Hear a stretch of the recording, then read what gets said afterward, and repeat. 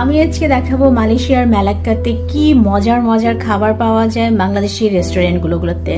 So এই যে ওরা ইফতারের জন্য সাজিয়ে রেখেছে ছোলা বুট, বড়া, বেগুনি, আলহামদুলিল্লাহ সব কিছু পাওয়া যায় বাংলাদেশি রেস্টুরেন্টগুলোতে।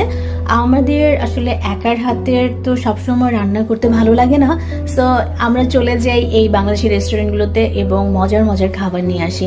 দেখতে পাচ্ছেন আলু চপ করেছে, মরিচ ভেজেছে, অ্যান্ড দেন ওরা হলো সবজির বড়া করেছে, ফুলকপির চপ করেছে, আর পেঁয়াজের রিন করেছে, এবং এখানে আম সব কিছুই আসলে পাওয়া যায়। ইভেন কি রাতের খাবার আপনি মাছ, মাংস, ভর্তা, সবজি সব কিছুই পাবেন। এই যে জিলেপিও করেছে, বুন্দিয়াও রাখে এরা। সো আলহামদুলিল্লাহ আমাদের এখন আর কোনো প্রবলেম হয় না। যখন আমাদের রান্না করতে ভালো লাগে না তখন আমরা এইসব রেস্টুরেন্ট থেকে নিয়ে আসি। সো কেমন লাগলো আমার এই ভিডিওটা প্লিজ আমাকে জানাবেন। সো সবাই ভালো থাকবেন এবং আমার জন্য দোয়া করবেন।